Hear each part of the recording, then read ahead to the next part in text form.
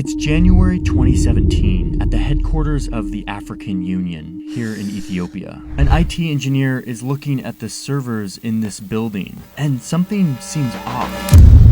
The engineer notices that often in the middle of the night, these servers are connecting to some server in Shanghai and uploading emails and audio files. The African Union headquarters was built in 2012. But it was not paid for by any African nation. The impressive new headquarters of the African Union, entirely funded by the Chinese government. This building was a $200 million gift from the Chinese government. It was designed and built by Chinese firms with Chinese money. And yes, the servers were installed by Chinese engineers, who, it appears, left an intentional backdoor into the servers so that they were easily accessible. The African Union IT team eventually removed these Chinese servers and installed new ones. The Chinese government literally offered to install them for them, but they declined. The local IT people also swept the building, and they found microphones embedded in the furniture and in the walls. The whole building was bugged and had been feeding audio and internal emails to China for like 5 years since the building was built. China building a headquarters for the African Union and then spying on it is a pretty good symbol of what China is up to in Africa. And that's what this video is about. It's about how a growing China has rushed into Africa, mainly by building a bunch of stuff. Roads, trains, dams, mines, ports. These projects are a part of China's growth as a superpower. And it shows how this country is projecting its power on the continent of Africa. But there are questions here over why the headquarters of such an important African organization is entirely the work of Chinese construction, labor, and money. Okay, so there's this very predictable thing that you see time and time again as countries get powerful. As a country gets rich, they often start looking outward, both economically and militarily. Let me explain what I mean here. 50 years ago, China was a very poor country with a huge population. But eventually they opened up to the world. They opened up their huge population as a workforce for cheap labor, and their economy exploded. China is agrarian, urbanizing fast, you betcha, but still agrarian. Most in terms of land, not population. Come on, Michael. No, you're wrong about this. So now China is a very rich country. And remember, rich countries start looking outward. How can they project their power, connect with other countries to continue their growth? They do this for a couple of reasons. The first one is the economic reason. In the same way that the US got really rich and prosperous and started to look outward to China for cheap labor, China also got rich. And its labor eventually got expensive, wages went up, and China needed its own option for cheap labor and new growth opportunities. So they started pouring huge amounts of money, like $300 billion huge, into Africa.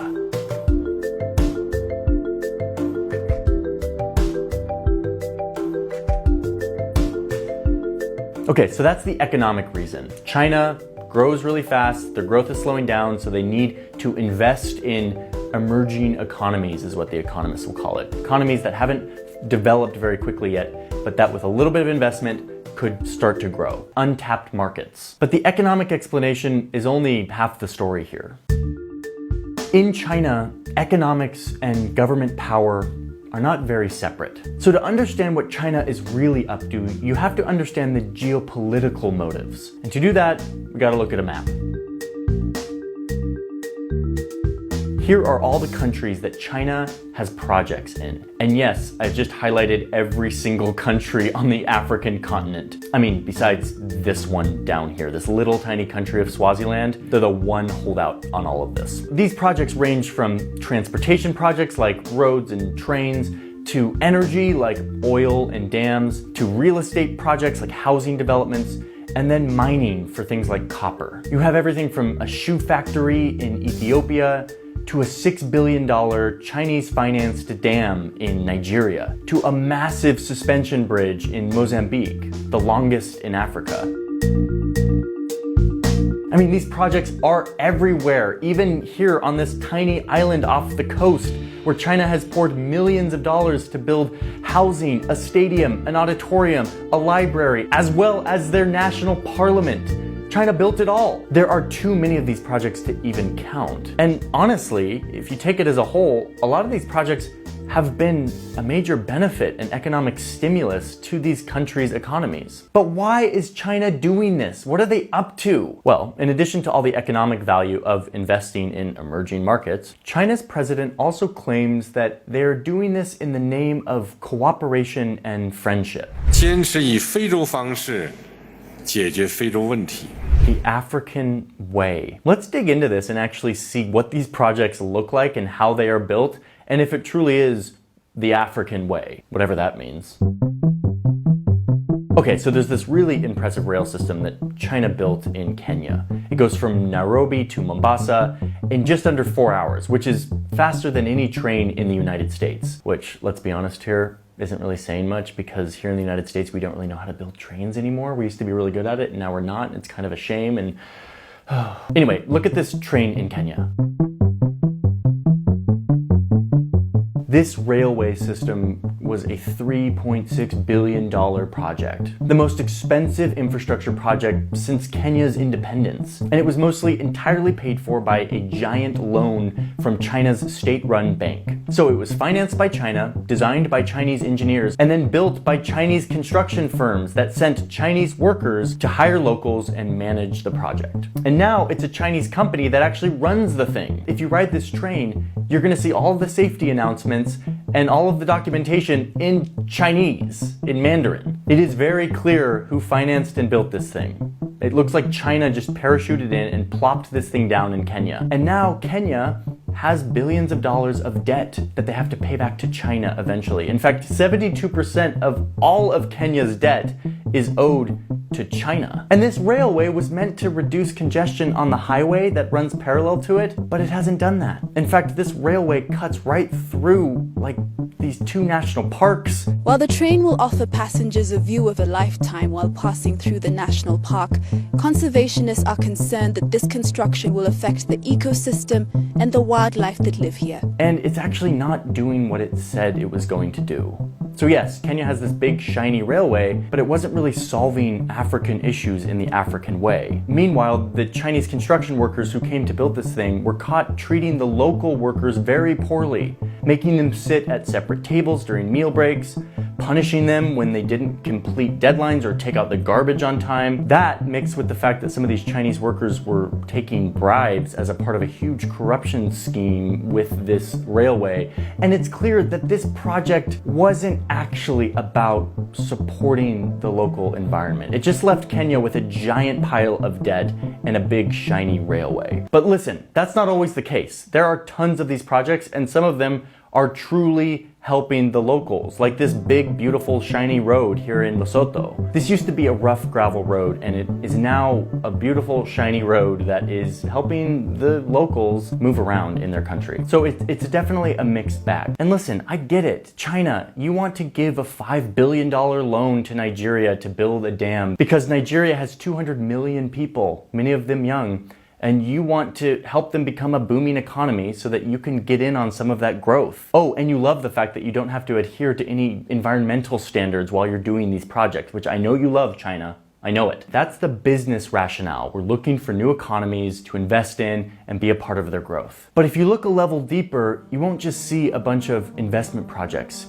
You'll see a bunch of free gifts from China. And I'm intrigued by especially the political ones. Like when China shows up and builds a new parliament building, which they've done for 7 countries in Africa. Or when China offers $32 million free dollars to build a new headquarters for ECOWAS, which is basically the economic union in Western Africa. They do this for free. We will build you a new headquarters.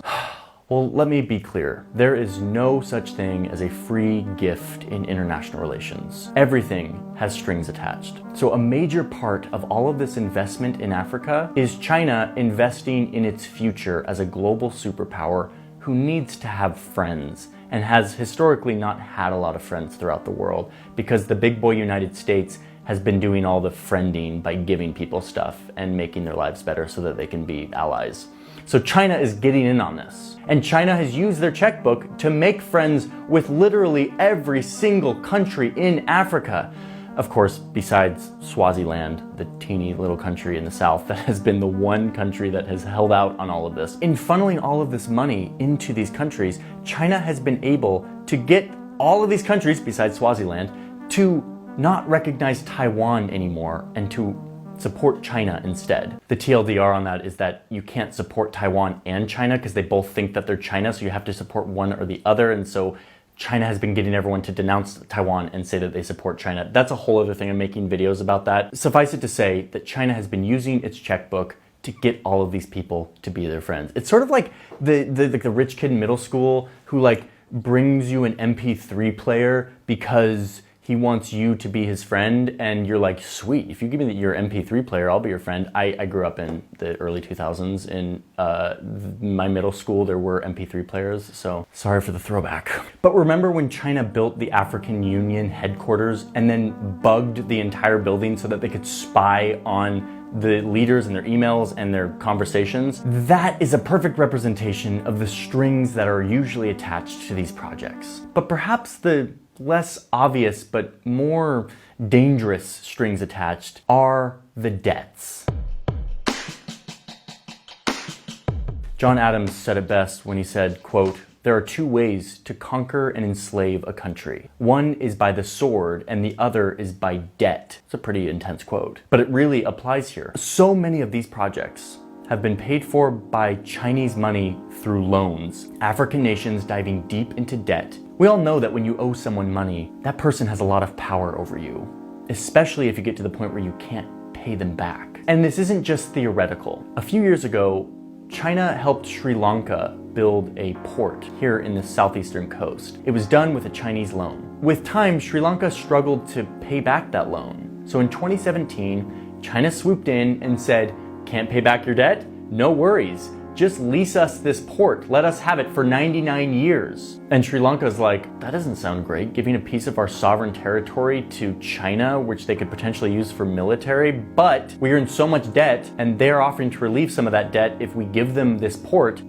Okay, so this port now belongs in part to China. This sets a dangerous precedent that could be applied to many of these nations in Africa who have sunk themselves deep into debt with China and may not be able to pay it back in the future. So China is growing and honestly behaving like any superpower would when they are growing this quickly. I mean, if we wanted to make a video about how the US has projected power throughout the years, it would be a lot worse of a video, okay? So let's just make it clear that China's a superpower, they're doing their superpower thing. This is very normal superpower behavior. Doesn't make it right, it just makes it very normal and typical. China has taken a specific interest in Africa, which has led to countless infrastructure projects, which have been, honestly, an impressive sight to behold, but has raised questions of what are the actual motives here. They're not just business and economic. And the bigger question that I want to keep an eye on going forward is, how is all this debt gonna play out? How will African nations who are so deeply indebted to China